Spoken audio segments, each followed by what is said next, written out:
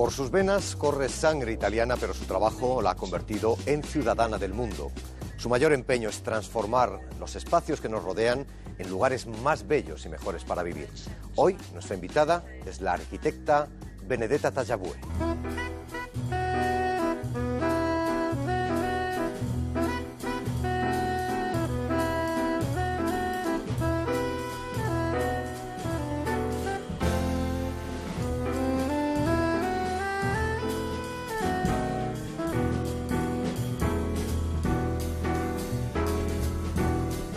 Fui a Nueva York. En Nueva York hice mi final de carrera y allá también conocí a Enric Miralles. Entonces, claro, se creó la conexión inmediata y el interés por la ciudad de Barcelona.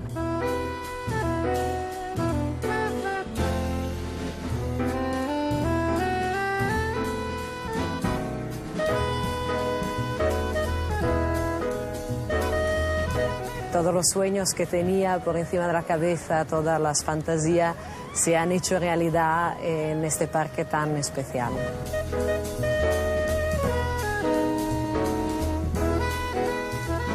Es muy difícil entrar en la sociedad catalana, pues especialmente por una persona que no tiene otra persona que lo introduce, porque es como una familia que se conoce mucho.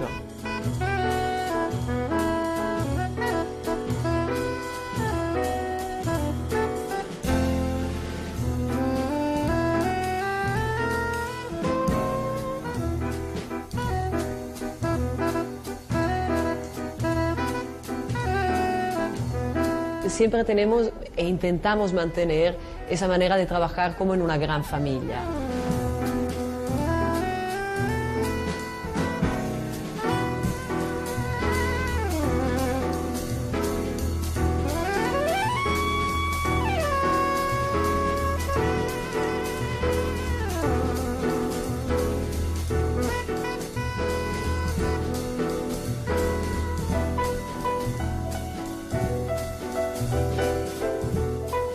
Hola, bienvenidos a una nueva entrevista en Canal Cultura. Hoy tenemos con nosotros a una mujer que a poco que la conoces, miras sus ojos y sobre todo conoces su biografía, pues te das cuenta de que es una de esas personas privilegiadas que siente auténtica pasión por lo que hace, por su trabajo. E imaginamos también, Benedetta Tagliabue, que por la vida, ¿no? Eres una persona realmente apasionada. Yo creo que sí. Tengo mucha suerte de tener una profesión que me encanta. Cuando paseas por alguna ciudad que no conoces, ¿sientes la tentación de hacer reformas en edificios que vas cruzándote en tu camino? Sí, pero no te lo creas. Nosotros arquitectos no es que vamos por la calle, queremos cambiarlo todo. No, lo miramos, somos muy curiosos, queremos aprender, vemos cosas que decimos, esto a lo mejor lo copiaré. Muy críticos también, ¿no? También muy críticos porque somos un poco gelosos. Bueno, tradicionalmente se atribuye a los italianos, tú eres nacida en Milán, eres italiana, sí. Corre sangre italiana por tus venas, un espíritu artístico. ¿Tus edificios hasta qué punto tienen ese espíritu artístico italiano? ¿Tus proyectos? Es que esto del espíritu artístico creo que es una cosa que te sale del inconscio, ¿no? De la parte como inconsciente de ti. Yo creo que claro, el espíritu italiano existe y creo que hay toda una parte de creatividad, más que nada de inventarse la vida a cada momento, pero hay también una parte muy española, muy de Barcelona, porque al final yo me he juntado con un arquitecto catalán y tenemos el estudio a Barcelona. Y tú que conoces bien los dos países, ¿qué diferencias hay entre el espíritu artístico italiano y el español o el catalán? Es como muy grande. Yo creo que España e Italia se parecen mucho, pero en el mismo tiempo tienen unas historias tan distintas que eso es lo bonito, ¿no? Hay que ir descubriéndolo y yo todavía estoy en eso. ¿Se hace buena arquitectura en España actualmente? Yo creo que sí. Se ha hecho muy buena arquitectura en Italia en los años 60, pero ahora es un momento un poco de olvido de estos buenos proyectos y en España, en cambio, en estos últimos años, se han hecho unos edificios fantásticos y realmente se han rehecho ciudades. Es un lugar, yo creo, de los más interesantes de Europa en ese sentido. Venecia, Nueva York y Barcelona han sido los ejes de tu formación como profesional.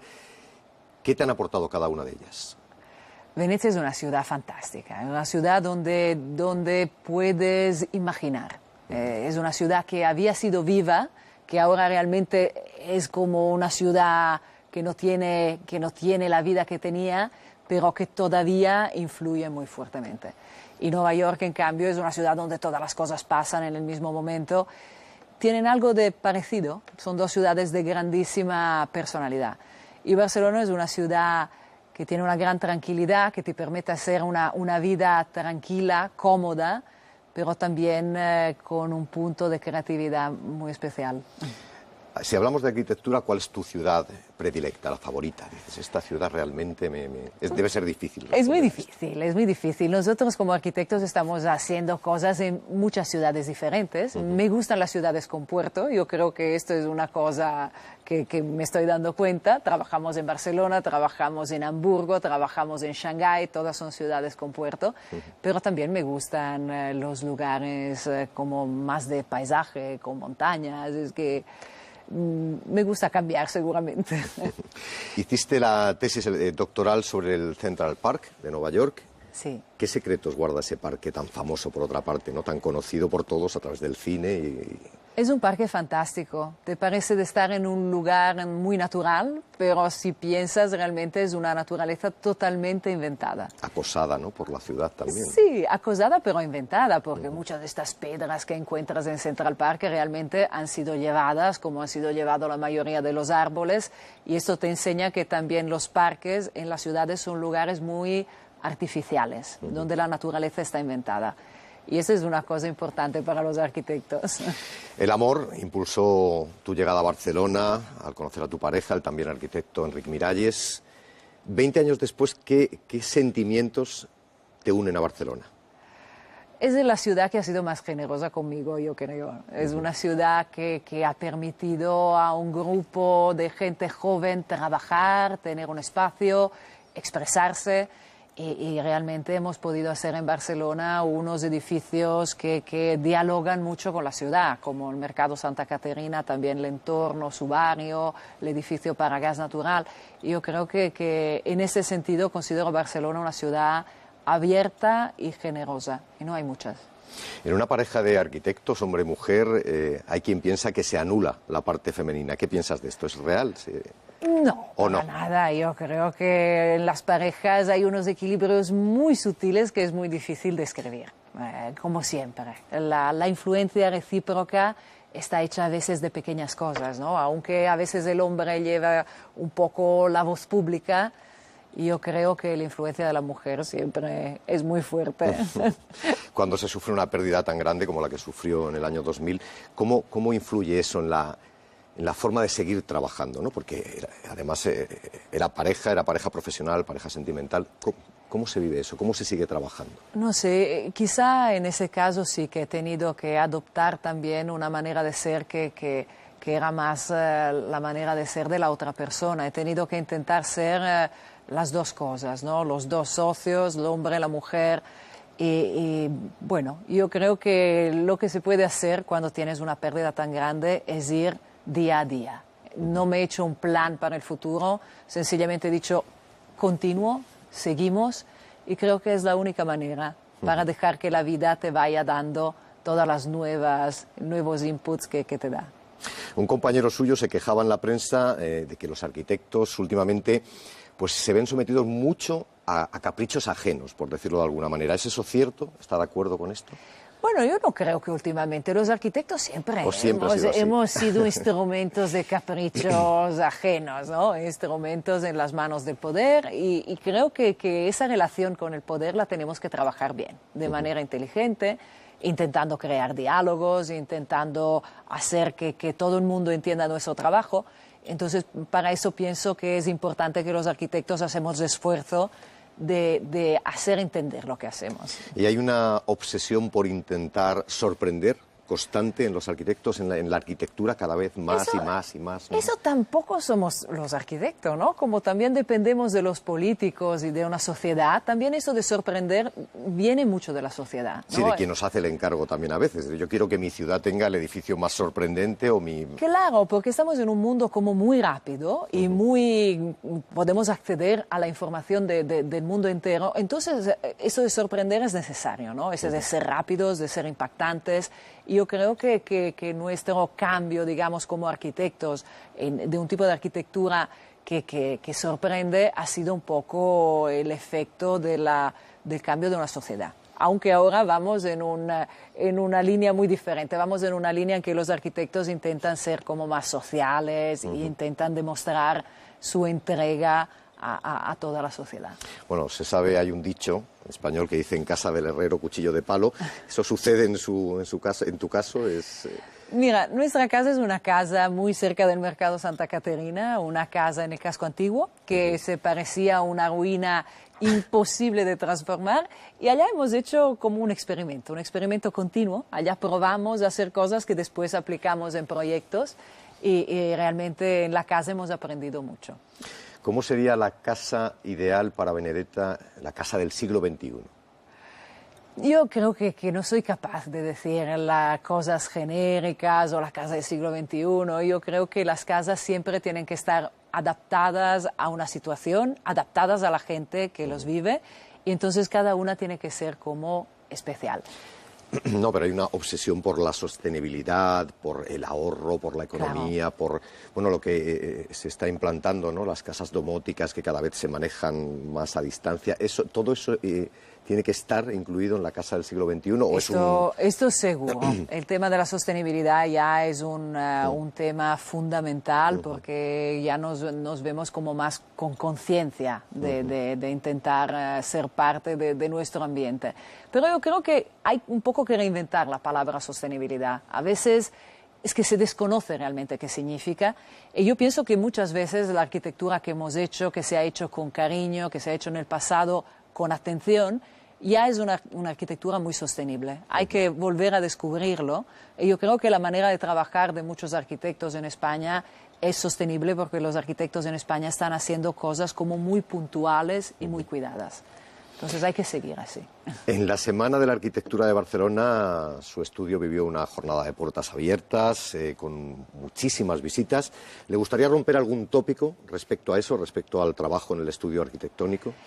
No, yo creo que me gusta mucho abrir el estudio de arquitectura.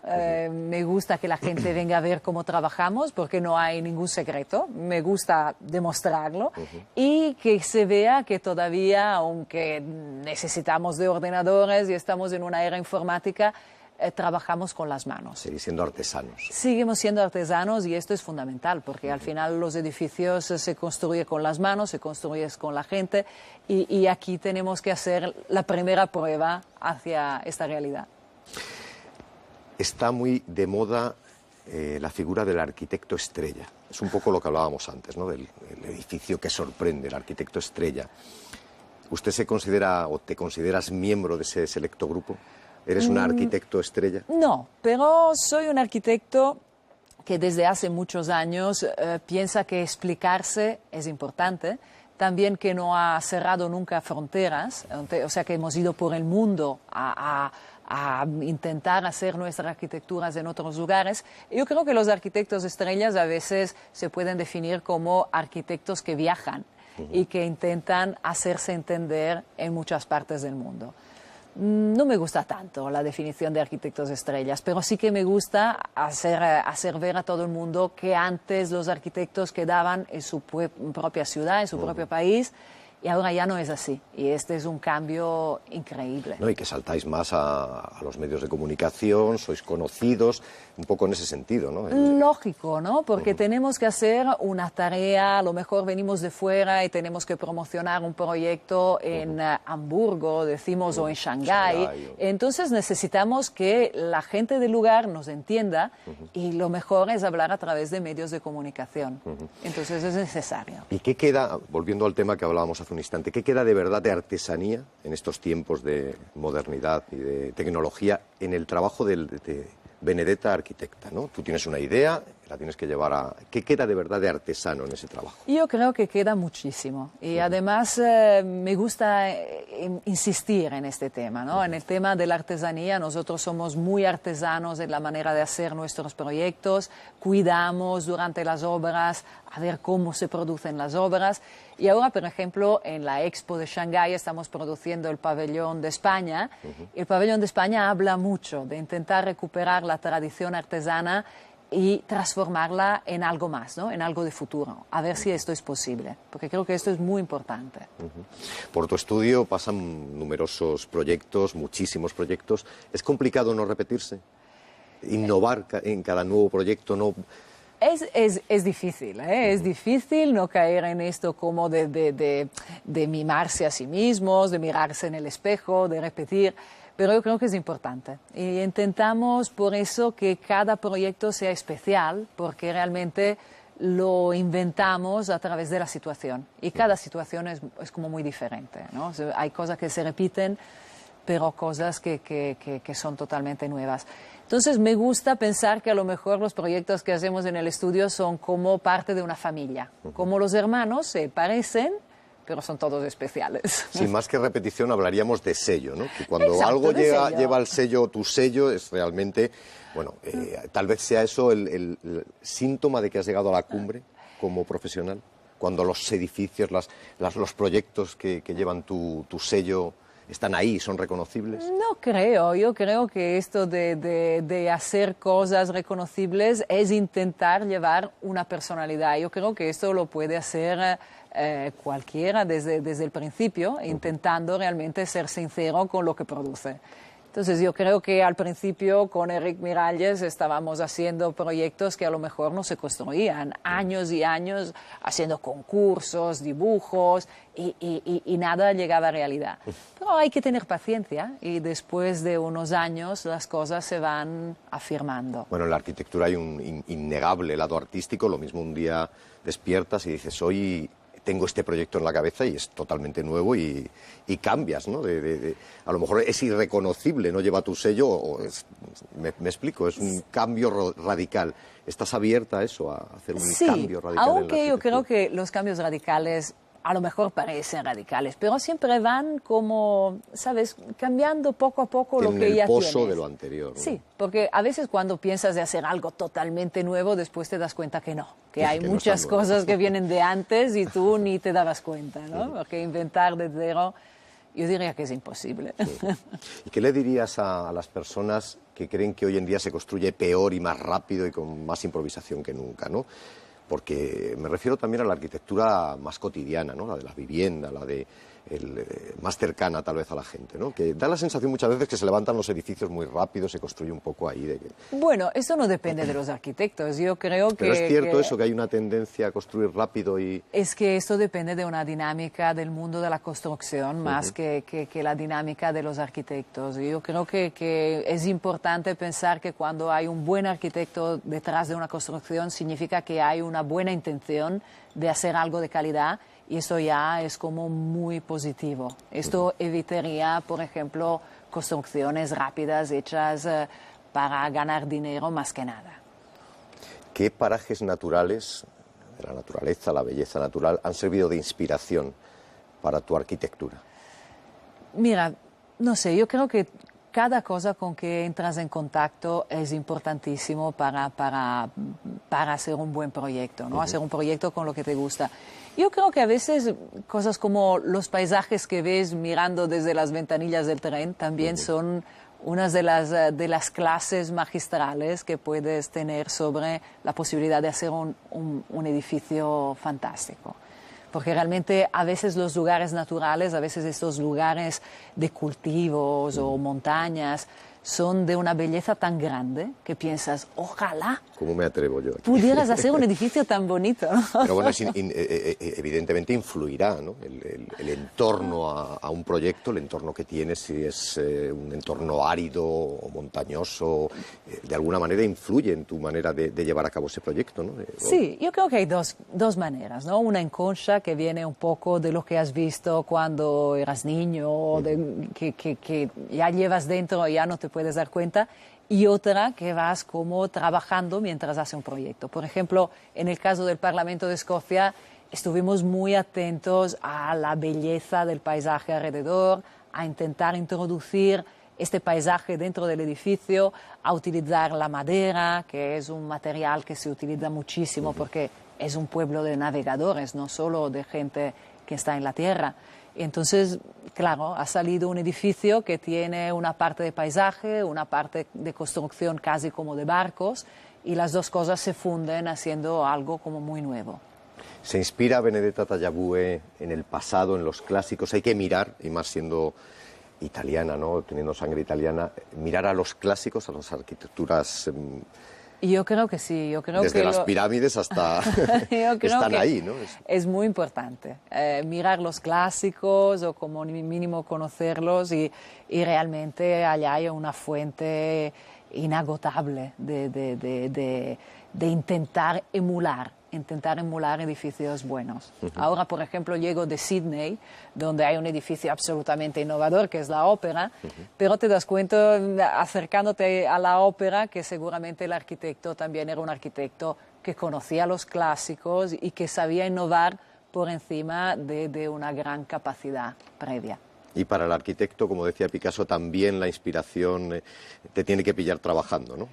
No vale vivir solo de... Esto seguro, y a lo mejor no te das ni cuenta, pero la inspiración la tienes que buscar por necesidad. Bueno, tu estudio ha trabajado en muy distintos ámbitos arquitectónicos, desde edificios, viviendas, jardines, escenografía. Sí. Vamos a recordar algunos de ellos ahora. Sí. Vamos a ver un vídeo. Sí.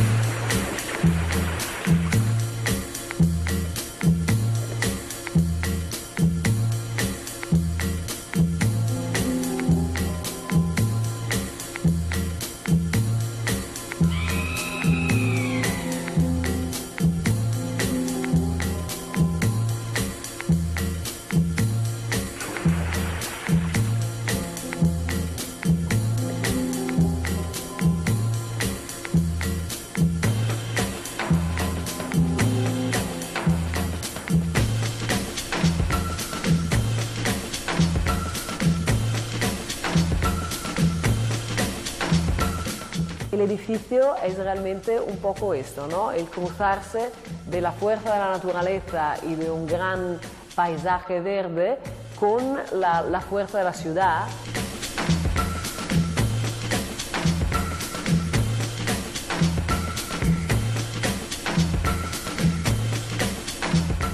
Es la obra que amamos más, es un intento de hacer un cambio en una estructura histórica, en un barrio histórico, haciéndolo como en continuidad.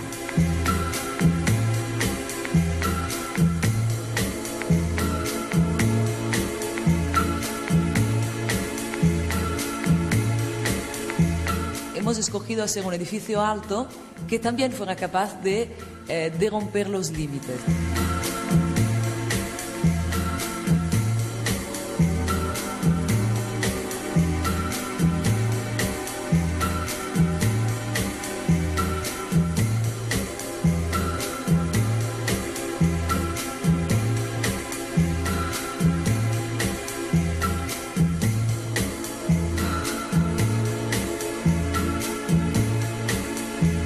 Frase que me gusta mucho, que dice lentos en aprender y lentos en olvidar, que quizá me gusta mucho porque yo soy muy así.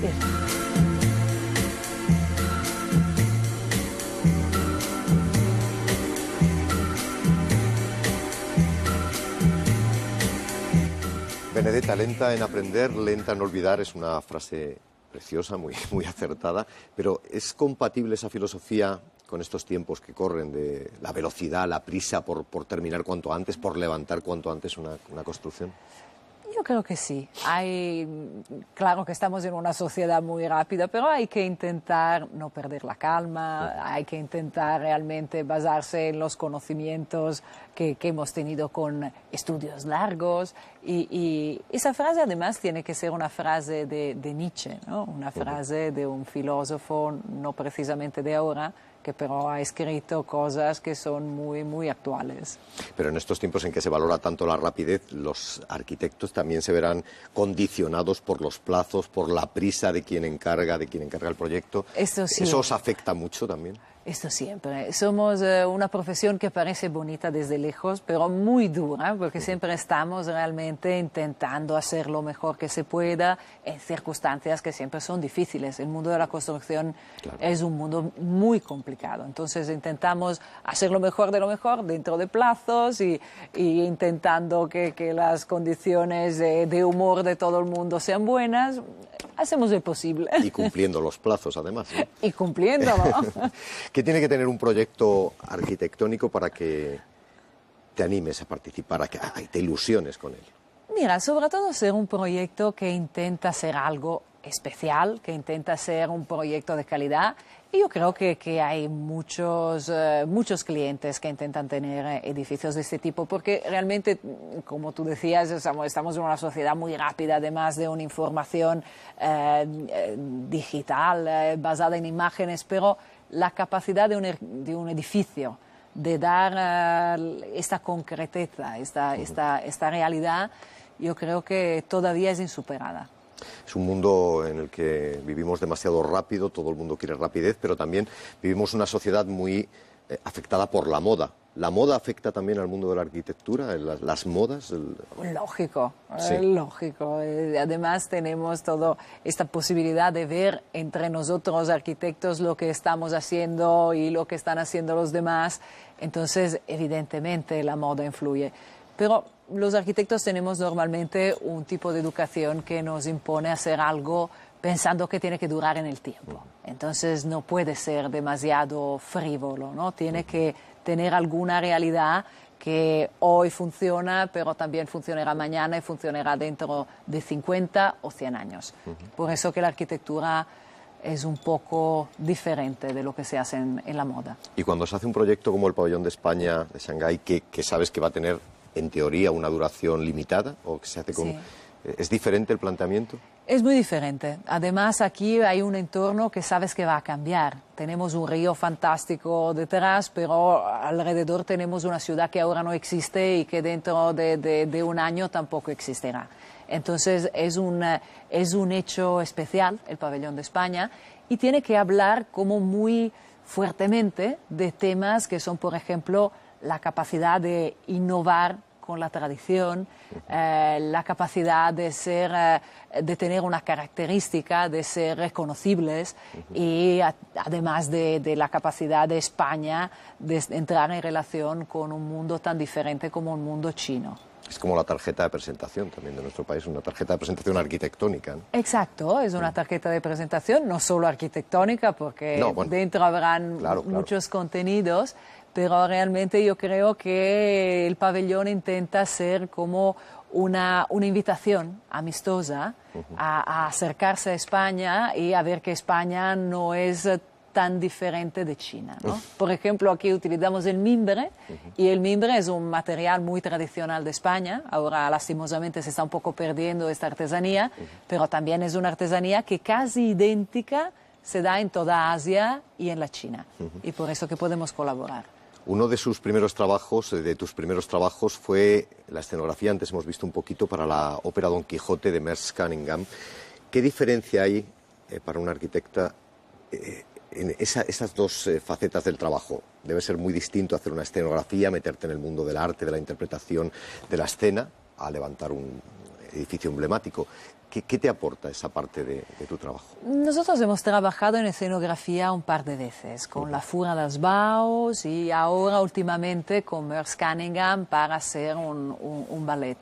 Y yo creo que es fantástico porque es realmente el momento en que entras a poner tu arte o tu capacidad profesional juntas con otras artes. Y últimamente yo creo que los arquitectos intentamos siempre colaborar con artistas o tener grupos como más, no de una única persona, pero de más personas. Pero en el caso del teatro es increíble. Tienes relación con el creador coreógrafo, con los bailarines, con los músicos, con los videoartistas, con las luces. Claro. es que es realmente un mundo donde la coordinación es máxima. Pero encaja bien, ¿no? La arquitectura encaja perfectamente en un escenario. En este caso era una apuesta también por parte del bailarín Merce Cunningham de decidir de tener arquitectura, que no es muy fácil, es una cosa complicada, ¿no? Al final quería una estructura donde los músicos pudieran tocar. Significa algo pesado, algo que tiene que llevar 9 personas, y significa que hay que montarlo y no es una cosa como de cartón yeso. Pero ha sido una gran maravilla ver que todo esto funcionaba. De entre todos los trabajos que hemos visto en el vídeo, hace un momentito, ¿cuál es el que más representa tu filosofía arquitectónica? ¿Cuál es el que más satisfecho? Es un poco difícil, como antes te decía que los hijos, proyectos, ¿no? Son como hijos, es como decir, ¿quién es el hijo que quieres más? Es que no lo dices, pero yo creo que, no sé, todos me aportan algo, pero el Mercado Santa Caterina quizás ha sido el proyecto más involucrado en nuestra vida. También porque era nuestro mercado, yo siempre lo explico así, entonces podemos llegar caminando de nuestra casa al mercado en 5 minutos y realmente ha sido un experimento total. Tal vez en el que más amor has puesto.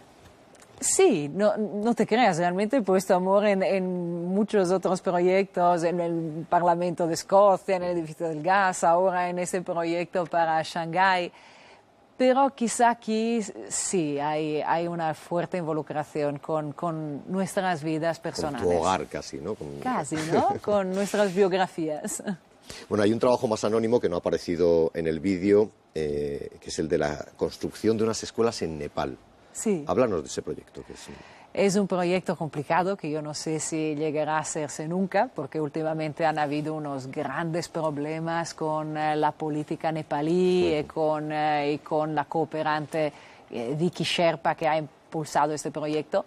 Pero habría sido muy bonito, porque Vicky Sherpa ha creado una fundación para niños parias, que normalmente no pueden llegar a la educación, que se llama Eduqual, que es educación de calidad. O sea, dar a los niños pobres que no pueden llegar a la educación, una educación de la misma calidad que podrán tener nuestros niños aquí. Entonces me ha pedido, hacemos una arquitectura, una nueva escuela con una arquitectura de calidad. Y eso hemos intentado hacer, y si las situaciones políticas cambian, espero que pronto se pueda construir. Uno de los directivos de Gas Natural, hablando del edificio que diseñaste para ellos, dijo que era un edificio que reflejaba la alegría de vivir. Eso es todo un piropo, ¿no? Es un gran elogio, ¿no? Eso es fantástico de parte de un directivo de una gran compañía, ¿no? Una gran compañía que se ve normalmente interesados en otros temas y como muy alejados de temas como la alegría de vivir.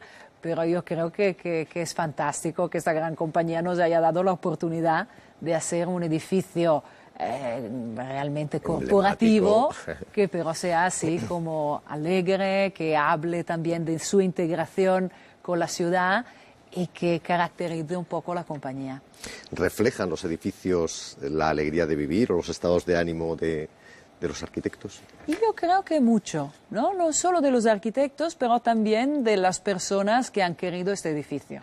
Con un cliente que digamos que no te deja actuar, un arquitecto no puede hacer una buena arquitectura. Entonces, cuando sale una buena arquitectura, hay que decir gracias al arquitecto, pero seguramente ha habido detrás un buen cliente y un grupo de personas que sabían lo que querían. Eso es muy importante.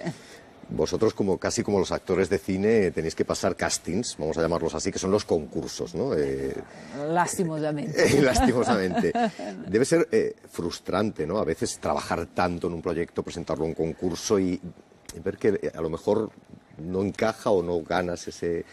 ¿Cómo es el mundo este de los concursos? Mira, el mundo del concurso, para darte un ejemplo en números, nosotros hacemos algo como 10 o 12 concursos al año, significa casi uno cada mes, y se ganan muy pocos, ¿eh? Se ganan uno cada 20 o uno cada 30, o de repente tienes mucha suerte y ganas 2 en un año, pero es muy complicado. Entonces tienes que tomártelo como una lotería, más que nada, y saber que las condiciones para que un edificio finalmente se lleve a cabo son muy difíciles. No depende solo del concurso, ¿no? No, no. Hay muchos.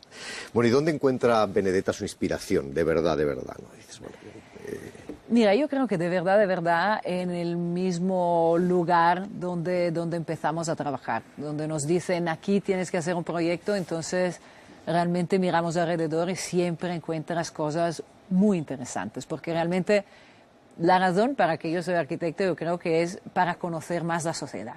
Y la sociedad es una cosa como muy compleja, muy interesante, porque se trata de nuestra humanidad, y entonces siempre si vas a buscar encuentras cosas fantásticas que vas potenciando y intentas introducir en el nuevo edificio.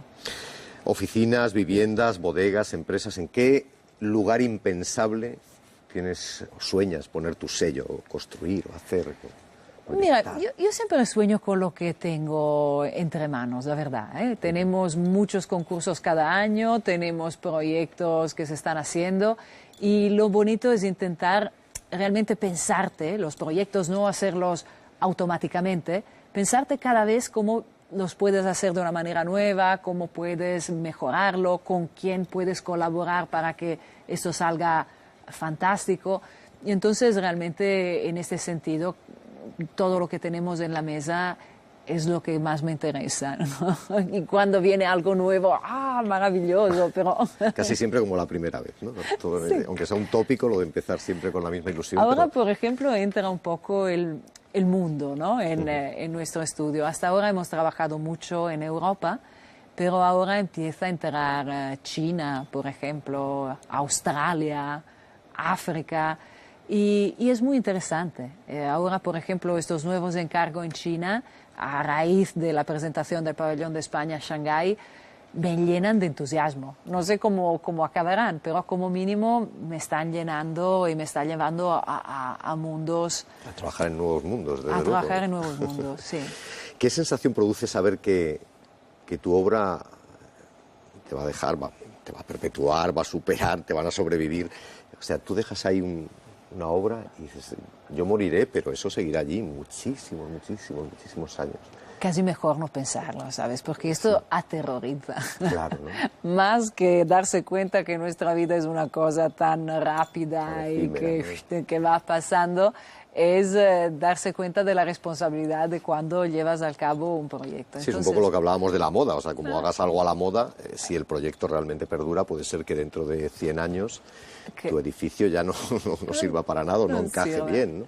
Bueno, yo creo que es una cosa que tenemos que saberlo, tenemos que saber que estamos trabajando para centenares de años y mucho mejor no pensar que nosotros estamos diseñados para durar un poco menos. Pero sí piensas en que tal vez las generaciones de aquí a 300 años digan, mira, este edificio es de Benedetta. Yo creo que si has hecho las cosas bien, realmente con la buena intención, esto se notará. Este es mi convencimiento y espero que sea así.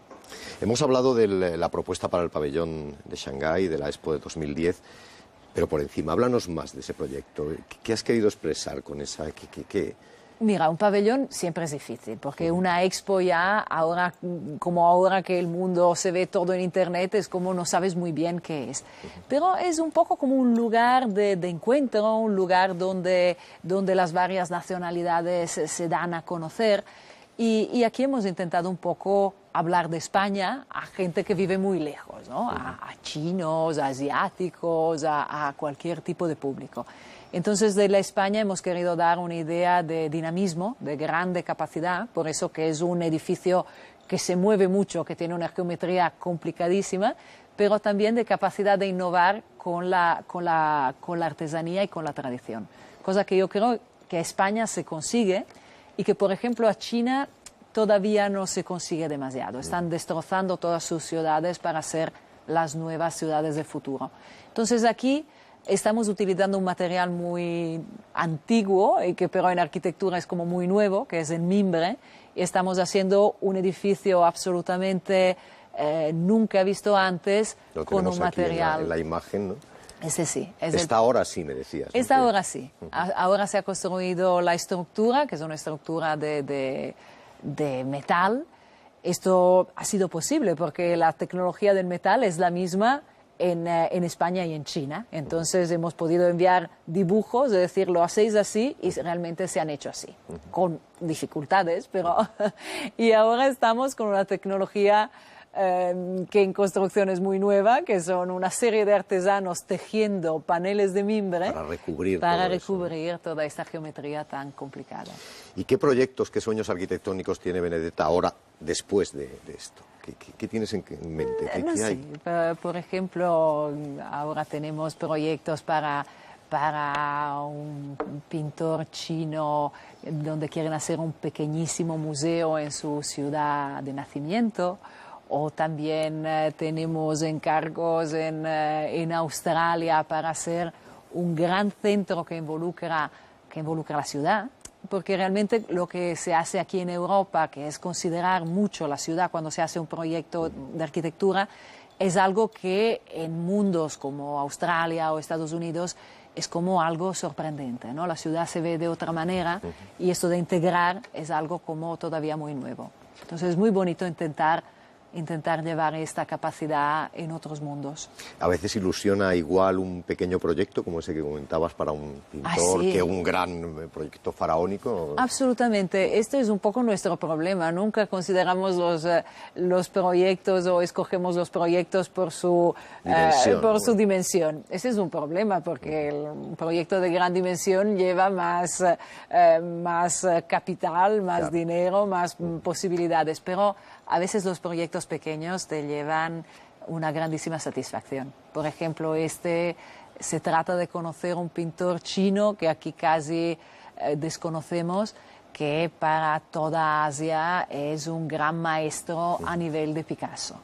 Entonces yo creo que esto es fantástico. Solo entrar en contacto con este mundo es increíble. ¿Puede la arquitectura colaborar a que este mundo sea mejor realmente? No solo embelleciéndolo, sino yendo más allá. Yo creo que sí. Yo creo que la arquitectura tiene una influencia fuertísima. Es una influencia directa porque la gente la usa, la vive y entonces tiene una influencia casi sin saberlo. Y por eso que los arquitectos tenemos que intentar hacer lo mejor que podemos. Pues muchísimas gracias, Benedetta, por embellecer el mundo y la sociedad y por hacer que todos vivamos mejor rodeados de buenas construcciones y de cosas bellas. Muy bien. Muchísimas gracias, un placer, de verdad. Gracias. Bueno, y a ustedes emplazarles a una nueva cita en el canal Cultura, con una nueva entrevista y un nuevo personaje muy pronto. Muchas gracias por estar ahí y hasta otra.